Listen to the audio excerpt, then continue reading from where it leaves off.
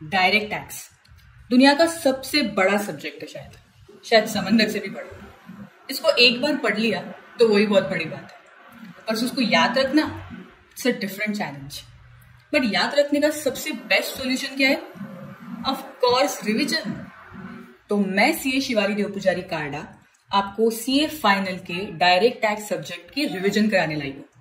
तो किसी भी बात का टेंशन नहीं ले और बिल्कुल फोकस से पढ़े, क्योंकि रिवीजन से बेस्ट चीज और कुछ भी नहीं हो सकती। तो सबसे पहले चैप्टर की तरफ बढ़ते हैं और बाद में बाकी बातें करते हैं। ओके, फर्स्ट सबसे पहले तो ओवरव्यू बताया है पूरे जो भी इनकम टैक्स लॉ है उसमें क्या क्या चीजें आती है, कैसे बना, क्या बना, वो सब कुछ पहले कुछ पेजेस में बताया है। ठीक है, सबसे पहले according to constitution without authority of law no one can levy और कलेक्ट टैक्स। मतलब लॉ नहीं है तो तुम टैक्स कलेक्ट या लेवी नहीं कर सकते। सेकेंड चीज, कॉन्स्टिट्यूशनल पावर किसको दिए? पार्लियामेंट और स्टेट लेजिस्लेचर को लॉ बनाने की। किसमें? 7th schedule article 246 of constitution of India. 3 list के तहत वो लॉ बना सकते हैं, यूनियन लिस्ट, स्टेट लिस्ट और concurrent list. Okay, union list में क्या आता है? नेशनल डिफेंस से रिलेटेड लॉ, फॉरेन अफेयर्स से रिलेटेड लॉ। स्टेट लिस्ट में कॉमर्स, एग्रीकल्चर, ट्रेड।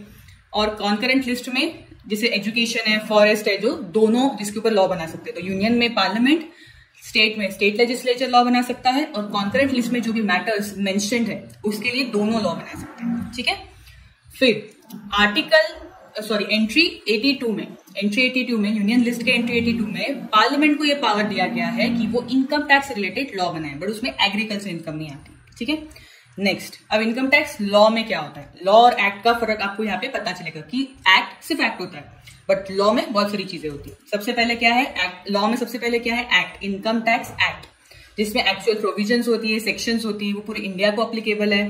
1 अप्रैल 1962 से अप्लीकेबल हुआ है और हर साल फाइनेंस एक्ट के थ्रू वो अमेंड होता है।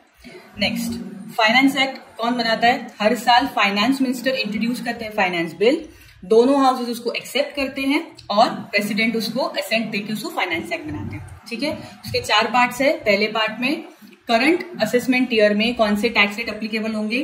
ठीक है, उसके बाद जो अपकमिंग फाइनेंशियल ईयर है उसमें क्या टीडीएस रेट अप्लीकेबल होंगे। थर्ड पार्ट में सैलरी और एडवांस टैक्स के रेट्स क्या होंगे, एंड फोर्थ पार्ट में नेट एग्रीकल्चरल इनकम से रिलेटेड रूल्स क्या होंगे, रूल्स कैसे कंप्यूट होगा, वो सब कुछ उसमें आएगा। ठीक है, अब इनकम टैक्स रूल्स क्या होते हैं? इनकम टैक्स रूल्स में किसी भी पर्टिकुलर सेक्शन से रिलेटेड प्रोसीजर या फिर गाइडलाइन लिखी होती है कि अगर कोई पर्टिकुलर सेक्शन में लिखा है कि ये टैक्सेबल है तो उसको कैसे कैलकुलेट करना, रूल्स में लिखा होता है। सिंपल। कौन बनाता है rule? CBDT. Next, circular. Circular मतलब क्या? अगर कोई डाउट है, किसी भी चीज की एम्बिग्यूटी है किसी भी सेक्शन में या प्रोविजन में, तो उससे रिलेटेड उस इश्यू को सॉल्व करने के लिए सीबीडीटी सर्क्यूलर इश्यू करता है। ठीक है, ये सर्क्यूलर सिर्फ डिपार्टमेंट पे बाइंडिंग होते हैं, एसएससी पे नहीं। ठीक है, बट एसएससी अगर उसके फेवर में कोई सर्क्यूलर है तो उसका फायदा उठा सकते हैं। Next, notification. नोटिफिकेशन मतलब क्या है कि कोई भी अगर रूल सेंट्रल गवर्नमेंट को चेंज करना है, क्या लिखा है? To change the rules central government issue notification through which rules changes. Central government को कोई भी रूल चेंज करना है, नोटिफिकेशंस के थ्रू वो चेंज करता है। ठीक है, सीबीडीटी को भी वो हक है कि वो रूल्स अमेंड कर सके थ्रू नोटिफिकेशन। ठीक है, next, case law. Case law मतलब क्या? Court deals with ground level implementation issues and give decision accordingly. Supreme court decision will be final verdict. मतलब क्या है कि अगर कोई भी इशू है जिसमें कोई भी प्रॉब्लम है या कोई भी एम्बिग्यूटी है, ठीक है, या उससे रिलेटेड कोई भी डिसीजन है या लॉ अगर गलत बनाया तो सुप्रीम कोर्ट वो चैलेंज करके उसको बदल सकते हैं। ठीक है, उसके बाद rule of interpretation. Rule of interpretation मतलब कि लॉ में कुछ कुछ चीजें, कुछ कुछ वर्ड्स, सेक्शंस जो होते हैं, प्रोविजन होते हैं, हमें उसे इंटरप्रीट करना पड़ता है कि वो क्या बोलना चाहते हैं। तो उसके कुछ रूल्स है जो उसमें दिए। ठीक है, तो कोर्ट क्या रूल फॉलो करता है? सबसे पहले रूल ऑफ लिटरल इंटरप्रिटेशन, जैसा लिखा है प्रोविजन में एग्जैक्ट उसका मीनिंग वैसा निकाला जाता है।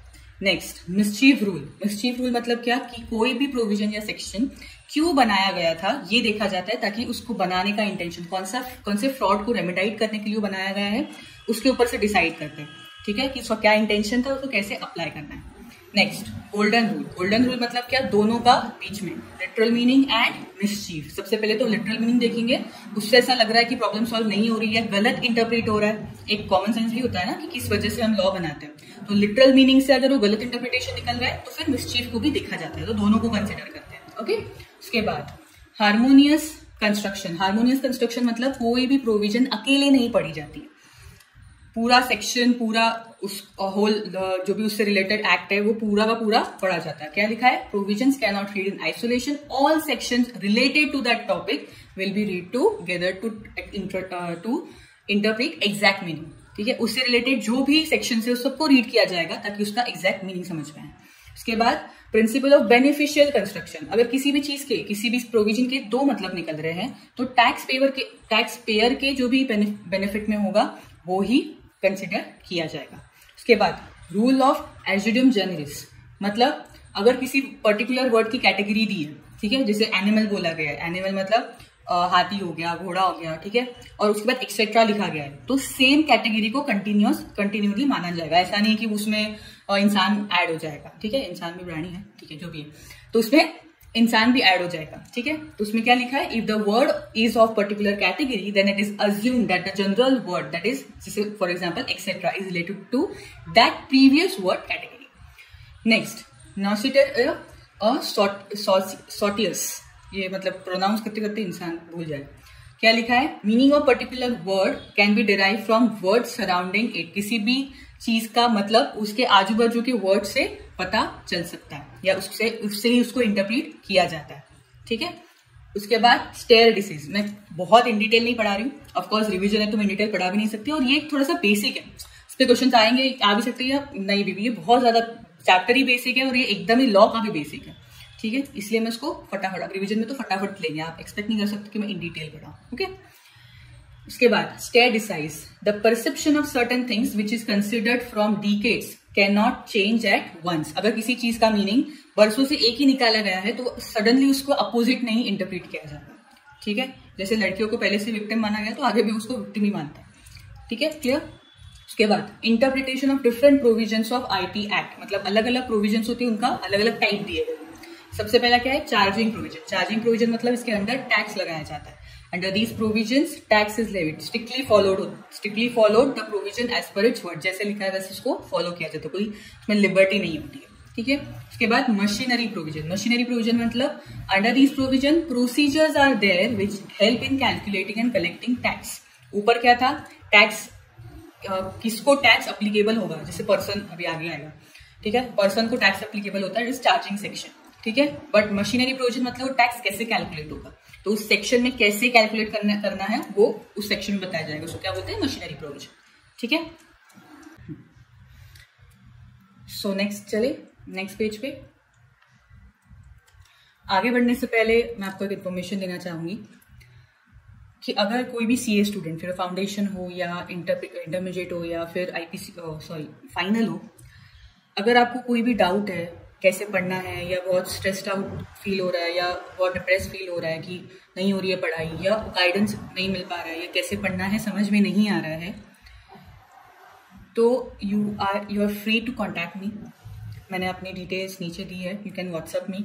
ठीक है, विल शेड्यूल कॉल, और उसमें मैं आपको सही से गाइडेंस करूंगी कि कैसे पढ़ना है या कैसे स्ट्रेस को डील करना है, क्योंकि बहुत बार ऐसा होता है कि हम पढ़ सकते हैं, हमें उतनी कैपेबिलिटीज होती है, बट सिर्फ हमें प्रॉपर गाइडेंस नहीं मिलता, या कैसे पढ़ना नहीं समझ आता, या एवरीबडी इज जस्ट यार बहुत डिफिकल्ट है, you can not do it, तो ऐसी बातों से हम डिप्रेस हो जाते हैं। ठीक है, कुछ गलतियां कर देते हैं जिससे हमारे 6 महीने आगे बढ़ जाते हैं। तो उससे डील करने के लिए if you need any guidance, ठीक है, any counselling, you are free to call me, you are free to contact me. ठीक है, हम कॉल शेड्यूल करेंगे and will fix it and will solve the problem. ठीक है, सो डू कॉल और do just come to me. Okay, चल next. उसके बाद क्या है, पेनल प्रोविजन। पेनल प्रोविजन मतलब कि जिसमें अगर तुमने लॉ फॉलो नहीं किया, नॉन कंप्लायंस किया, तो क्या होगा पेनल प्रोविजन में। Next dimming provision. Dimming provision मतलब प्रोविजन में वो नहीं है, बट अकॉर्डिंग टू लॉ अगर ये सिचुएशन है तो it is deemed, it is वो समझ लिया जाएगा कि तुम उस प्रोविजन के अंडर आ गए हो। ठीक है, ये हो गया। ये भी हो गया। Next, appeal and refund of provision. Court में जाते हो लड़ने के लिए, that is appeal, but appeal तभी कर सकते हो जब उस एक्ट में लिखा हुआ है, ठीक है। क्या लिखा है? अपील ओनली इफ प्रोविजन है उससे रिलेटेड, कोई सेक्शन है। उसके बाद रिफंड प्रोविजन मतलब उसमें रिफंड कैसे कैलकुलेट करना है वो दिया होता है। Provision giving exemptions and relief, ठीक है। उसके बाद aids to interpretation. Aids to interpretation मतलब कि लॉ को इंटरप्रीट करने के लिए क्या क्या टूल्स इस्तेमाल करते हैं। दो टूल्स है, इंटरनल और एक्सटर्नल। इंटरनल में क्या है, एक्ट में ही ऐसी चीजें दी गई होती है जो तुम्हें उस एक्ट को इंटरप्रीट करने में हेल्प करती है, ठीक है।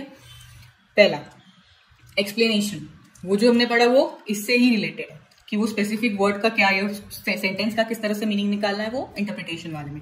इसमें क्या है कि क्या क्या चीजें दी गई होती है जिससे तुम इंटरप्रेट कर सकते हो, इजीली इंटरप्रेट कर सकते हो। पहला क्या है, explanation. Explanation is integral part of the section, और वो स्पेसिफिक क्लैरिफिकेशन देता है कि इसका मतलब क्या है, अगर ऊपर की प्रोविजन का मतलब क्या है। Next, proviso. Proviso is exception to section, ठीक है। उसके बाद नॉन एब्स्टैंड क्लॉज, मतलब इसमें कौन सा सेंटेंस से स्टार्ट होता है, not withstanding anything contained in any other provision of the act. जहां ये सेंटेंस आ गया उसके बाद जो भी बोला जाएगा that will override the entire provisions related to that topic और रिलेटेड टू दैट सेंटेंस, ठीक है। तो ये ओवरराइडिंग प्रोविजन है। उसके बाद marginal notes and headings. Headings मतलब क्या है, ग्रुप ऑफ सेक्शंस को हेडिंग्स की, इसके अंडर ये सारे सेक्शंस आते हैं, ठीक है। And marginal note is a kind of short note जो आप भी अपने नोट्स में लगाते हो, ठीक है।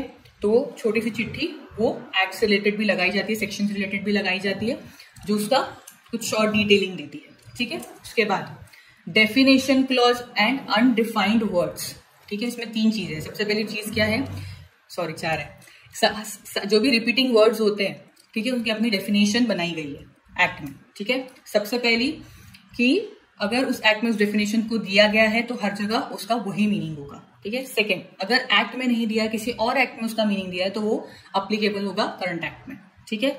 और तीसरा, अगर कहीं भी कुछ भी नहीं दिया है तो फिर डिक्शनरी का जो मीनिंग होता है वो उसको अप्लाई किया जाएगा, ठीक है। क्लियर, ये 3 बातें। और नेक्स्ट स्पेसिफिक बात, इंपॉर्टेंट बात, जनरल डेफिनेशन सेक्शन 2 में दी है, आपको पता है, ठीक है। बट अगर उस पर्टिकुलर चैप्टर में, उस पर्टिकुलर प्रोविजन में उसकी डेफिनेशन ऑलरेडी मेंशन है तो फिर सेक्शन 2 को देखने की जरूरत नहीं है। वो उस पर्टिकुलर प्रोविजन को, उस पर्टिकुलर चैप्टर को वही डेफिनेशन अप्लीकेबल होगी और दूसरी जगह पे नहीं होगी। ये मैं इसलिए थोड़ा एक्सप्लेन कर रही हूँ क्योंकि इंटरप्रीट करते वक्त आपको ये ध्यान देना जरूरी है कि कहीं सैलरी की डेफिनेशन दी है, कहीं पर्सन की डेफिनेशन दी है, तो वो सिर्फ वहीं अप्लीकेबल होती है, ठीक है, और कहीं नहीं, ठीक है। उसके बाद एक्सटर्नल एड। एक्सटर्नल एड मतलब बाहर की चीजें, एक्ट के बाहर की चीजें कैसे हेल्प करती है इंटरप्रीट करने में।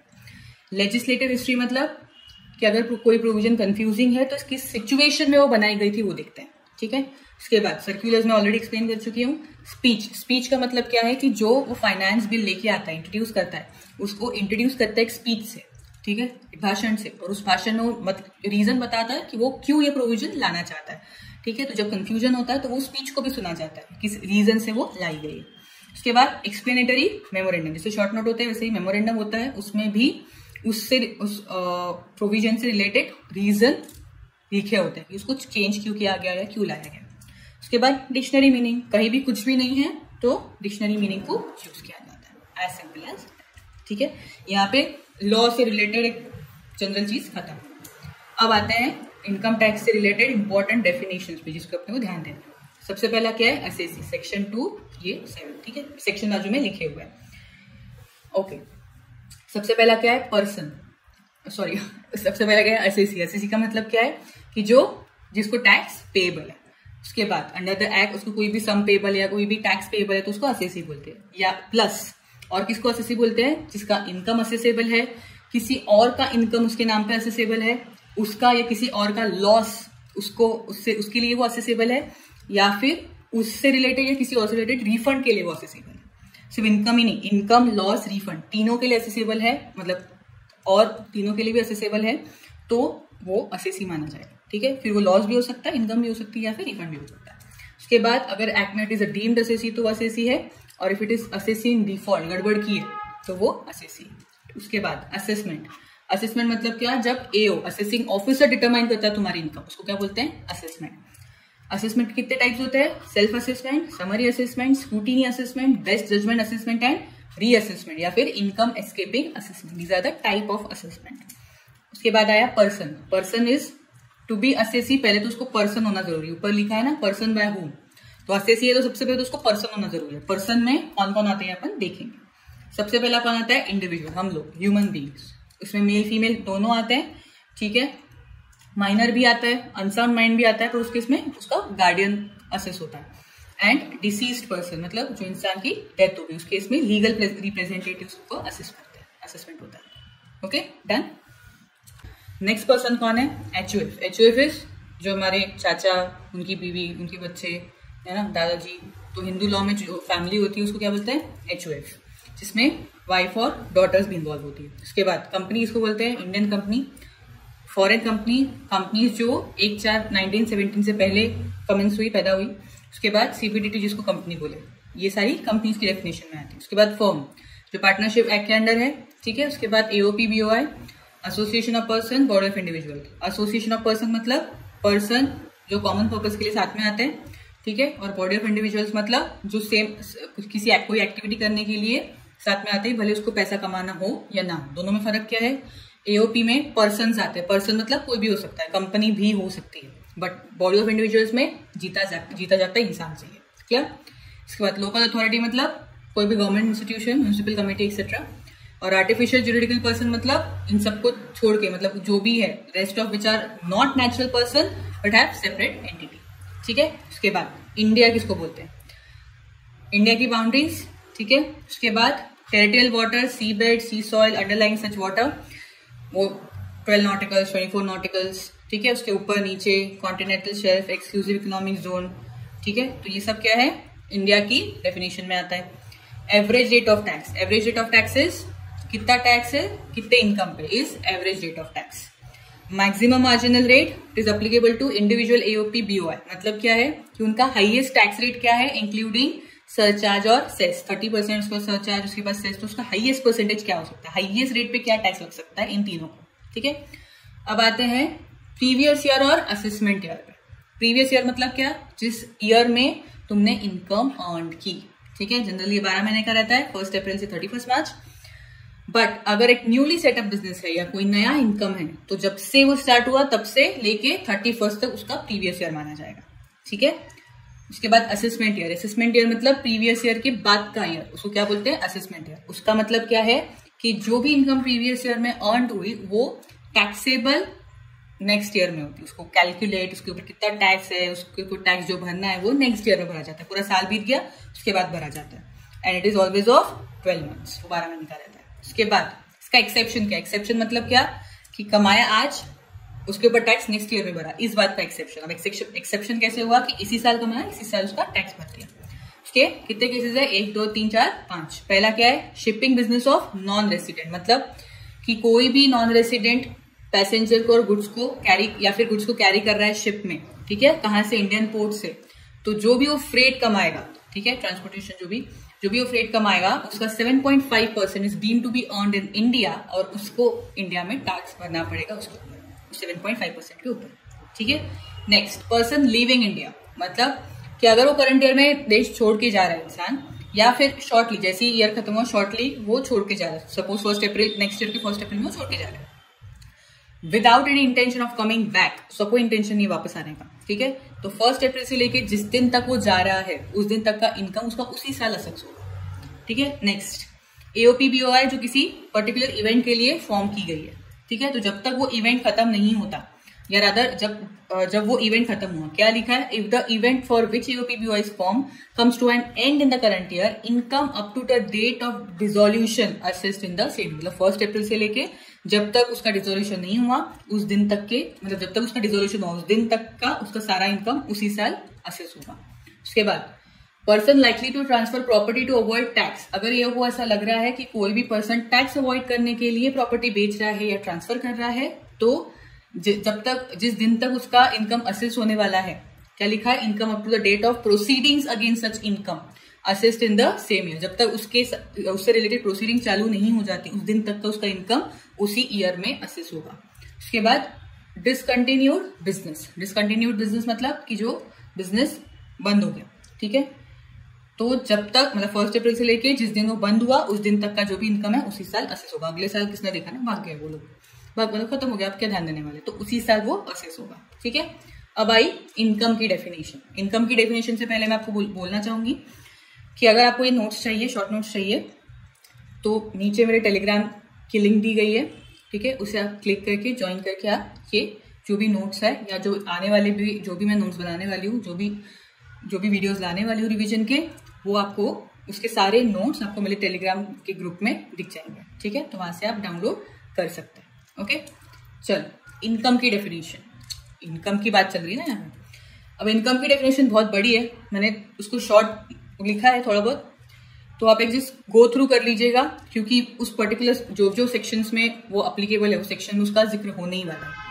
ठीक है, तो अभी जस्ट एक ओवरव्यू कर दीजिए, जैसे किस किस को इनकम बोलेंगे, प्रॉफिट एंड गेन्स, डिविडेंड, कोई भी अगर ट्रस्ट से कंट्रीब्यूशन मिला है, कोई भी जो भी एम्प्लॉय है उसको पॉपुलर सीट्स मिले हैं, ठीक है, अलाउंसेस मिले हैं, या फिर 41 सेक्शन के अंडर डीम्ड प्रॉफिट है, कैपिटल गेन है। ठीक है, उसके बाद बैंकिंग बिजनेस अगर कोऑपरेटिव सोसाइटी कर रही है उससे कोई प्रॉफिट हो रहा है, लॉटरी।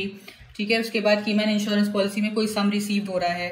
ठीक है, उसके बाद क्या है, अगर कैपिटल एसेट तुम कन्वर्ट करते हो इन्वेंट्री में तो उसके टाइम पे जो फेयर मार्केट वैल्यू है वो। ठीक है, फिर फॉरफिटेड अमाउंट अगर कोई नेगोशिएशन फेल हो जाता है। ठीक है, सब्सिडी गवर्नमेंट से जो रिसीव हुए, तो ऐसे एन नंबर ऑफ डेफिनेशन है, तो उसको गो थ्रू कर लीजिए, इतना याद रखने की जरूरत नहीं, वो सेक्शन में उसकी डील होने वाली है। ठीक है, उसके बाद कुछ इनकम से रिलेटेड कॉन्सेप्ट दिए बेसिक, किसको इनकम बोलेंगे किसको नहीं बोलेंगे या क्या क्या इंक्लूड होता है।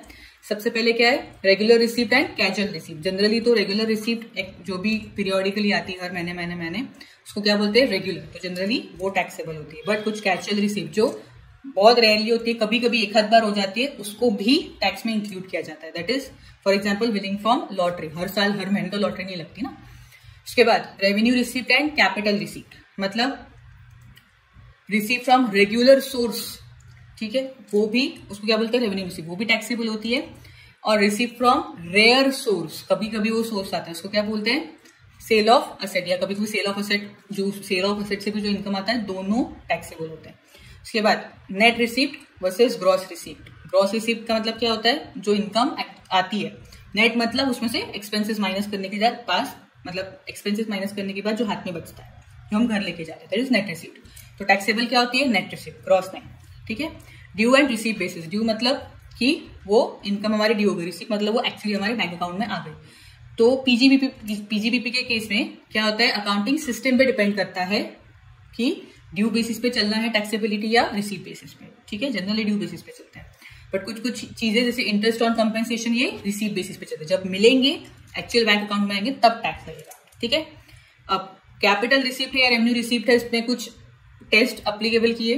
ठीक है, सबसे पहला क्या है, रेगुलर बिजनेस है, उससे कोई प्रॉफिट आ रहा है तो उसको क्या बोलेंगे, रेवेन्यू रिसीप्ट। ठीक है, बट तुमने सपोज तुमने शेयर सेल किए, तो उससे जो प्रॉफिट आया वो कैपिटल भी हो सकता है, रेवेन्यू भी हो सकता है, इंटेंशन पे डिपेंड करता है कि तुम उसको रीसेल करने वाले थे क्या, रीसेल करने वाले तो that is a part of business, that is business, तो वो रेवेन्यू में आ जाता है। ठीक है, उसके बाद सेम वही चीज लिखिए, सिंगल ट्रांजैक्शन है तो भी कैपिटल या रेवेन्यू ये इंटेंशन पे डिपेंड करता है। ठीक है, उसके बाद liquidated damages for capital asset is capital receipt, रोज रोज नहीं मिलता या कैपिटल से रिलेटेड है वो, तो कैपिटल रिसीप्ट है।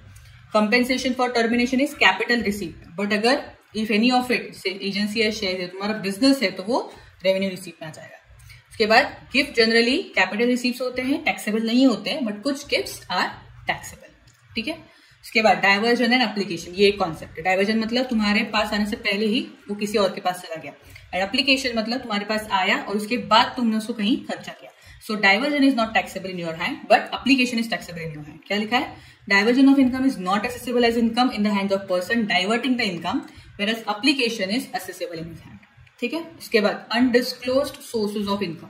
अनडिस्क्लोज मतलब जो तुमने किए पर दिखाएंगे, उसमें क्या आता है, कैश क्रेडिट, तुम्हारे बुक्स में कोई क्रेडिट आया हुआ दिख रहा है, उसका तुम्हारे पास कोई एक्सप्लेनेशन नहीं है।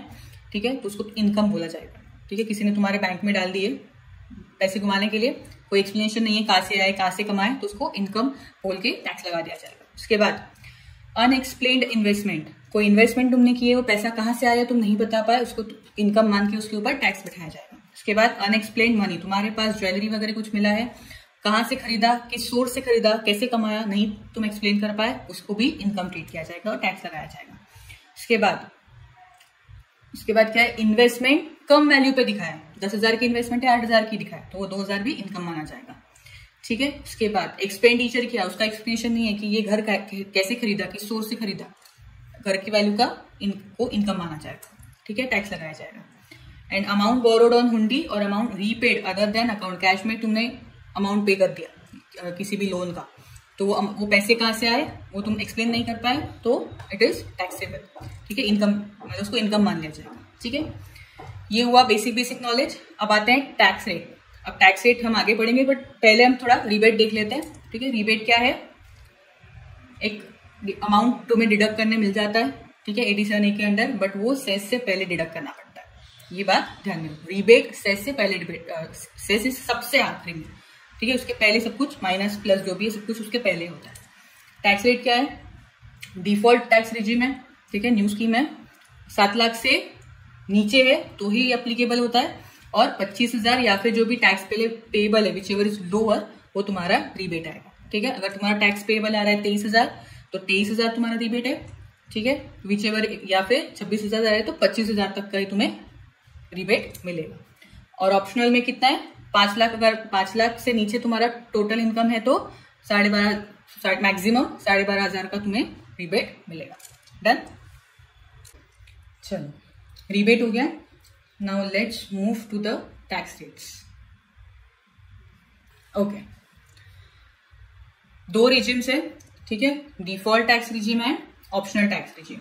डिफॉल्ट टैक्स रिजिम का सेक्शन क्या है, 115 BAC सबसेक्शन 1A। ठीक है, तो ये आपको सेक्शन हो सके तो याद रखना, क्योंकि डायरेक्ट सेक्शन से रिलेटेड ही क्वेश्चन आता है, तो आपको कंफ्यूजन नहीं होना चाहिए कि सेक्शन किस चीज का है। ठीक है, सबसे पहले डिफॉल्ट टैक्स रेट लेते हैं। डिफॉल्ट टैक्स रिजिम, जो भी ऑप्शनल टैक्स रिजिम अप्लीकेबल, जो भी ऑप्शनल टैक्स रेट जो भी नहीं ले रहा है उसको डिफॉल्ट लगेगा। ठीक है, उसके बाद जो जहां भी स्पेशल रेट्स लगते हैं इन सेक्शन में, अभी स्पेशल रेट्स आगे देखेंगे अपन, तो उस केस में ये टैक्स रेट्स नहीं लगते जो अभी पढ़ने वाले हैं। और डिफॉल्ट में डिडक्शंस नहीं मिलते, सिर्फ कुछ डिडक्शंस मिलते हैं, बाकी डिडक्शंस नहीं मिलते। ठीक है, इसका ये स्लैब्स है, क्या है, 3 लाख तक की कोई नहीं है टैक्स, 3 लाख से लेके 6 लाख तक 5%, 6 से 9 10%, 9 से 12 15%, 12 से 15 20%, और 20 के ऊपर 30%। ठीक है, तो उसको कैसे लगाना है, 3 लाख तक कुछ भी नहीं, फिर ये ऊपर के 3 लाख है उसके ऊपर 5%, फिर ये ऊपर के 3 लाख है उसके ऊपर ये प्लस, इसमें जितना भी आया प्लस ये 10%।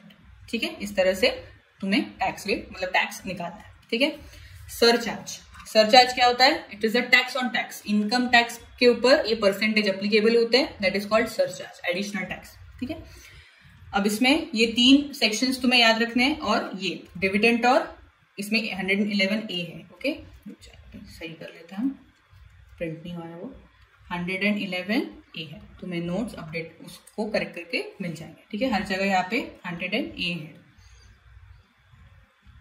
ओके, तुम्हें नोट्स ठीक करके मिल जाएंगे। ओके, सो क्या बोला है यहाँ पे, सबसे पहले total income including dividend and capital gain किसके अंडर, 111A, 112 एंड 112A। ये क्या है, ये आगे मैंने मेंशन किया हुआ है। ठीक है, तो अगर तुम्हारा total income including these incomes 50 lakh से 1 करोड़ के बीच में है तो 10%, और 1 करोड़ से 2 करोड़ के बीच में है तो 15% सरचार्ज लगेगा, जो भी तुम्हारा इनकम टैक्स आएगा उसके ऊपर 10% आएगा। ठीक है, फिर अगर तुम्हारी जो भी टोटल इनकम है जिसमें ये सेक्शन से रिलेटेड ये चीज, ये जो इनकम्स है डिविडेंड और कैपिटल गेन, ये इंक्लूड नहीं है। ठीक है, इसके अलावा जो भी तुम्हारी टोटल इनकम है अगर वो 2 करोड़ से ऊपर है तो उस 2 करोड़ पे 25%, और ये जो इनकम्स है कैपिटल गेन और डिविडेंड उसके ऊपर 15% का सरचार्ज, उसके ऊपर जो भी टैक्स आएगा उसका 15% सरचार्ज उस इनकम से रिलेटेड, और जो बचा हुआ टोटल इनकम है उसके ऊपर जो भी टैक्स आएगा उसको 25% का सरचार्ज लगेगा। ठीक है, उसके बाद और तुम्हारा टोटल टैक्स इन दोनों का एडिशन होगा,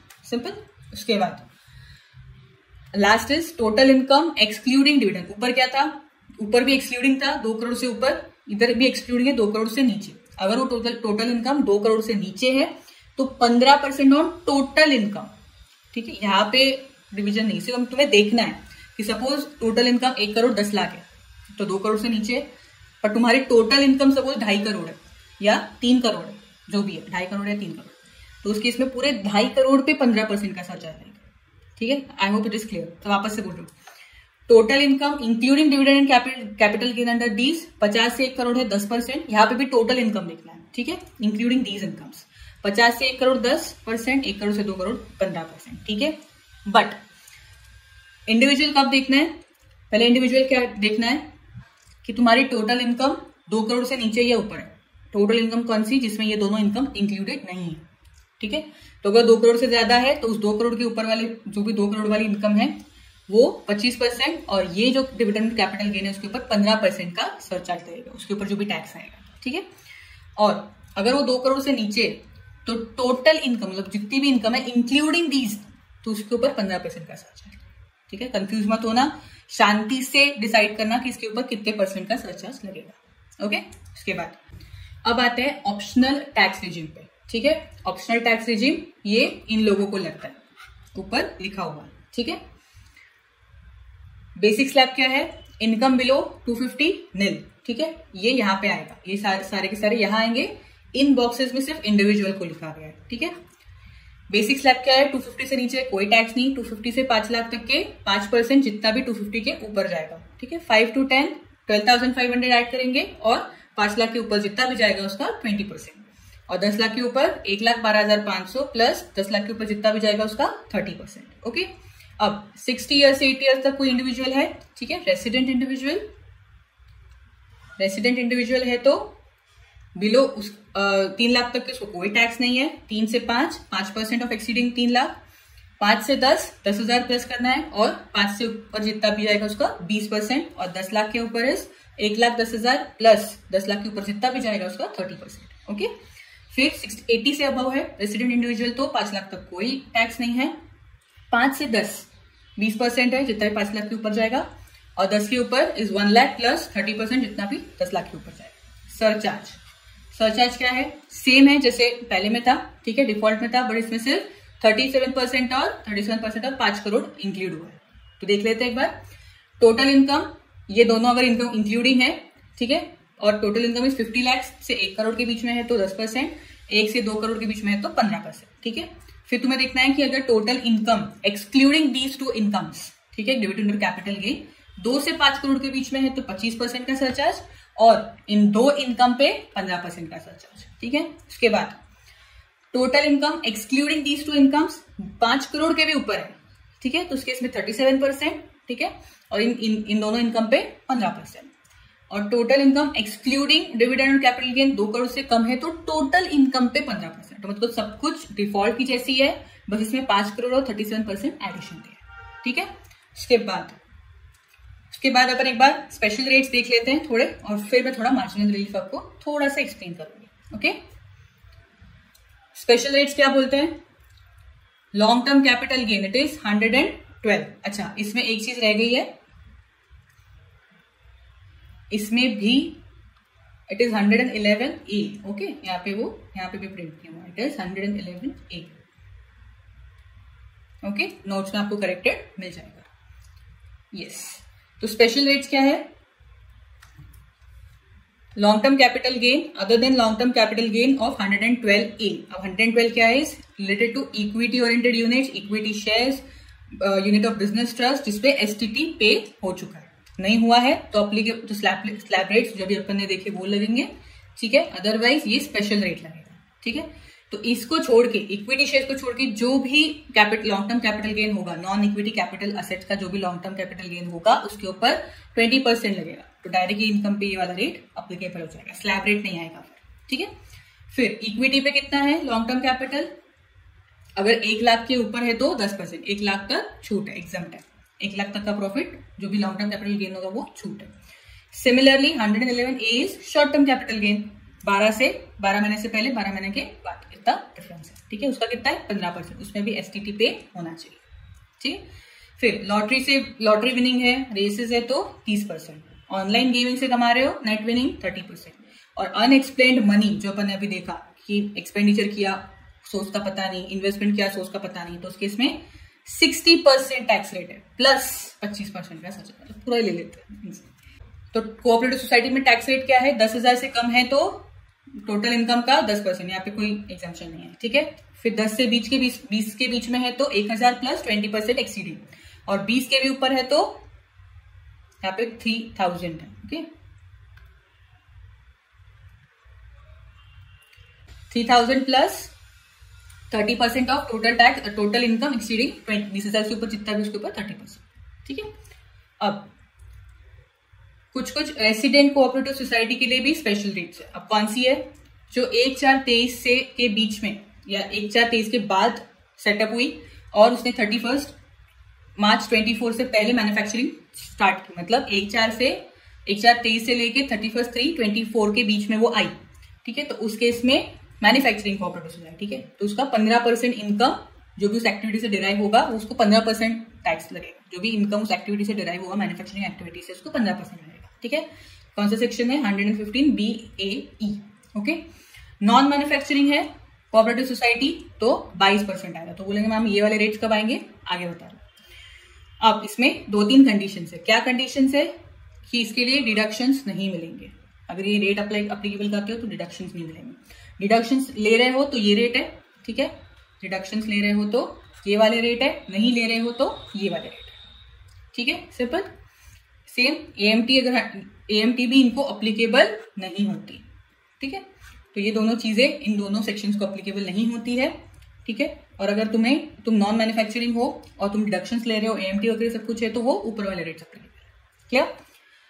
बट स्पेशल रेट्स अप्लीकेबल, जो स्पेशल रेट्स अपन ने पढ़े वो अप्लीकेबल है। ओके, इसमें भी सरचार्ज लगता है, बट इसमें लिमिट क्या है? 1 करोड़ से 10 करोड़ 7%। ठीक है, और 10 करोड़ के ऊपर टोटल इनकम है तो 12%। अब मार्जिनल रिलीफ इसको अवेलेबल है। मार्जिनल रिलीफ क्या है? वो ऊपर पड़ता है। अगर तुम 115BAE हो, मतलब तुम ऊपर वाले रेट्स में अप्लीकेबल नहीं हो, ये 22 और 15% में हो, तो तुम्हें सीधा 10% सरचार्ज है, कोई मार्जिनल रिलीफ नहीं है। मार्जिनल रिलीफ के लिए अपर लिमिट चाहिए होती है।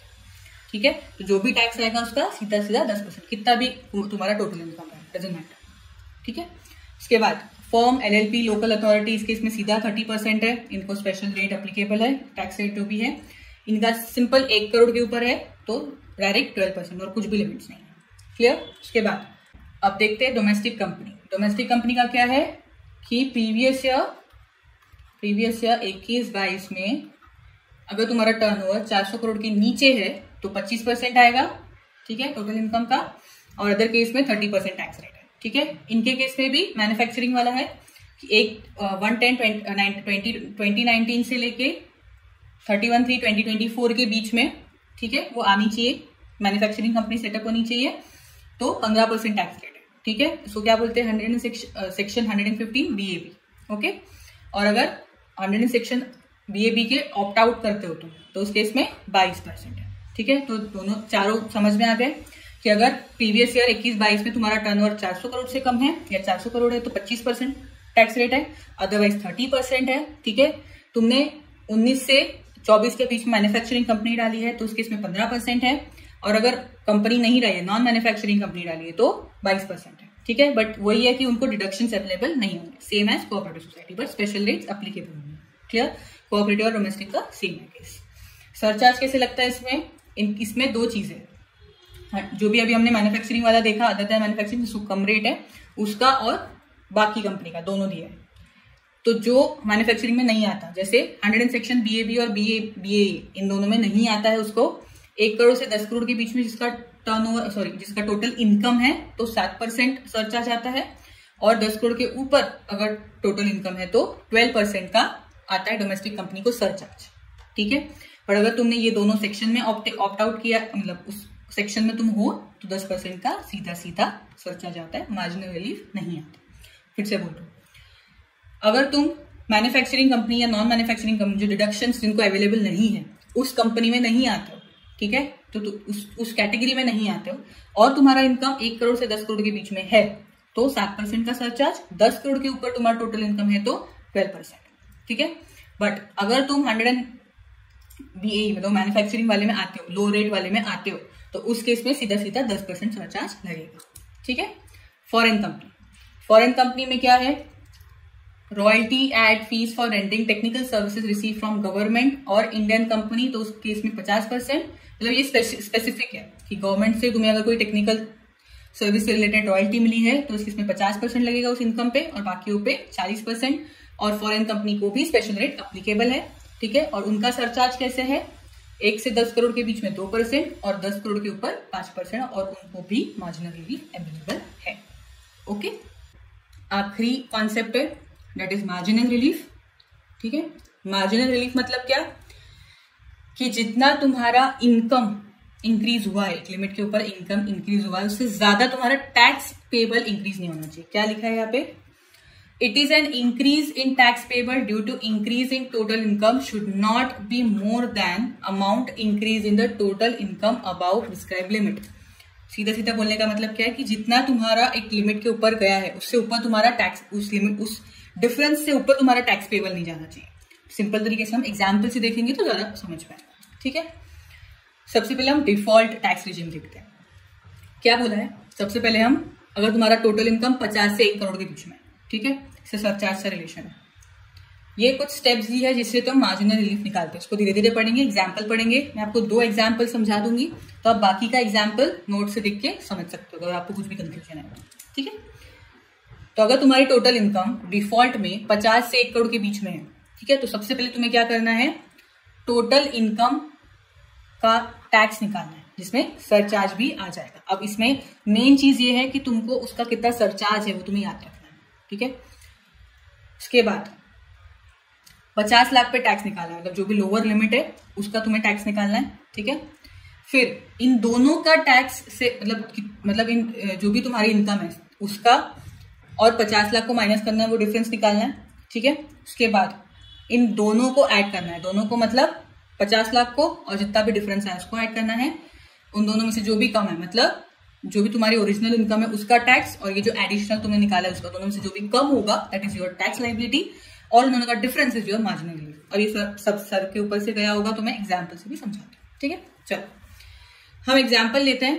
Total income is 51 lakh, 50 lakh के ऊपर है। ये बहुत कम डिफरेंस के लिए होता है मार्जिनल रिलीफ। ठीक है, अब टैक्स ऑन 51 लाख कितना आ रहा है? 13,53,000। ये खुद करके देखना। ठीक है, कितना है? 13,53,000 टैक्स आ रहा है। फिर हमने किसके ऊपर टैक्स निकाला? 50 लाख के ऊपर। कितना आया? 12 लाख। ठीक है, फिर किसका डिफरेंस निकालना है? Total income minus 50 lakh. Total income कितना है? 51 लाख। तो टोटल इनकम और 50 लाख जो भी लोअर लिमिट हमने पकड़ के रखी है उसका डिफरेंस इज 1 लाख। ठीक है, तो ऐड कितना करना है? जो हमने लोअर लिमिट ली उसका जितना भी टैक्स आया प्लस जो भी डिफरेंस आया वो आया 13 लाख। ठीक है, तो अभी टैक्स लायबिलिटी हमने विच एवर इज लोअर, तो विच एवर इज लोअर कितनी है? 1353 या फिर 13, तो 13 इज लोअर, और मार्जिनल रिलीफ कितना आया? 53, इन दोनों का डिफरेंस। ठीक है, तो इसका बोलने का मतलब क्या है? बोलने का मतलब क्या है? गवर्नमेंट क्या चाहती है कि जैसे अभी यहाँ पे एग्जाम्पल है कि सिर्फ 1 लाख बढ़ा, ठीक है, तो 50 लाख पे कितना आ रहा था? 12 लाख आ रहा था, बट यही सिर्फ 1 लाख बढ़ा तो तुम्हारा 1,53,000 आ गया। मतलब जितना इनकम कमाया नहीं उससे ज्यादा तुम्हारा टैक्स पेबल आ गया। तो this should not be done. तो इसीलिए उन्होंने उसको रिस्ट्रिक्ट किया जितना डिफरेंस है। इसीलिए हमने 12 लाख जो भी 50 लाख पे आया, 12 लाख पे हमने जितना डिफरेंस है उतना ही ऐड किया और उसको टैक्स लायबिलिटी माना। ठीक है, और जितना भी एक्सेस है उसको मार्जिनल रिलीफ करके छोड़ दिया। क्लियर है कि मार्जिनल रिलीफ किसको बोला गया है? कि जितनी तुम्हारी इनकम बढ़ी उस लिमिट के बाद, 50 लाख से 51 हुई, 1 लाख बढ़ा, तो 1 लाख पे तुम 1,53,000 का तो एक्स्ट्रा टैक्स नहीं देख सकते ना। 50 लाख था तो तुम्हारा 12 लाख आ रहा था, 51 हो गया तो 13,53,000 आ गया, पूरा 1,53,000 बढ़ गया, 1,53,000। और जबकि इनकम सिर्फ 1 ही लाख बढ़ी, तो इनकम से ज्यादा टैक्स हो गया क्या? ऐसा नहीं हो सकता ना, इसीलिए मार्जिनल रिलीफ का कॉन्सेप्ट है। सिमिलरली मैं दूसरा एग्जाम्पल समझा देती हूँ, बाकी के आप नोट से पढ़ सकते हो। ठीक है, दूसरे में क्या है कि तुम्हारा टोटल इनकम कितना? 1 करोड़ से 2 करोड़ के बीच में। ओके, तो उस केस में क्या निकलेगा? सबसे पहले तो जो भी तुम्हारी टोटल इनकम है उसके ऊपर टैक्स निकलेगा इंक्लूडिंग सरचार्ज। अब सरचार्ज कितना आएगा? 15%, है ना। अब सरचार्ज कितना आएगा? 15%। ठीक है, 1 करोड़ तक टैक्स ऑन 1 करोड़, 1 करोड़ तक कितना था सरचार्ज? 10%। तो अगर 1 करोड़ की तुम टैक्स निकालने जा रहे हो तो 10% ऐड करना मत भूलना। ठीक है, 50 लाख के तक तो कोई सरचार्ज था ही नहीं, तो उस केस में डायरेक्ट 50 लाख का टैक्स निकला। बट 1 करोड़ पे तो सरचार्ज है ना, तो 1 करोड़ तक का तो सरचार्ज है, तो वो 10% इसमें ऐड हो जाएगा। ठीक है, इन दोनों का डिफरेंस निकला। ठीक है, दोनों का प्लस किया, लोअर जो भी है डिफरेंस इज मार्जिनल, यहाँ पे निकाला। देखो 1 करोड़ 1 लाख पे कितना है? 31, 39,500। 1 करोड़ पे कितना टैक्स आया? 29,70। ठीक है, दोनों का डिफरेंस इज 1 लाख। ऐड करने पे कितना आया? 30,70,000। ठीक है, तो MR मार्जिनल रिलीफ कितना निकला, दोनों का डिफरेंस इज 69,000। ओके क्लियर, अब बाकी का पढ़ लो। So this is the end of chapter 1 revision. I hope आपको समझ में आया हो। ठीक है, कोई भी डाउट हो यू कैन कॉन्टैक्ट मी। ठीक है, and do subscribe my channel. और जो भी सीए फाइनल में या जिसको भी आप चाहते हैं कि ये वीडियो देखे वो, तो जरूर इसको शेयर कीजिए। इंस्टाग्राम पे भी मुझे फॉलो कीजिए ताकि आपको सबसे पहले वीडियो की इन्फॉर्मेशन मिले। ठीक है, and just keep in touch and do subscribe. Okay, and keep studying.